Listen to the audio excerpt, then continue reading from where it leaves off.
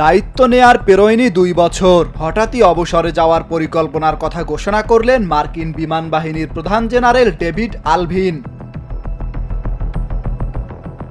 এক বিবৃতিতে general Alvin জানান, আগামী কয়েক মাসের মধ্যে অবসরে যাবেন তিনি। তবে এ পরিকল্পনার সুনির্দিষ্ট কোনো কারণ উল্লেখ করেননি জেনারেল আলভিন।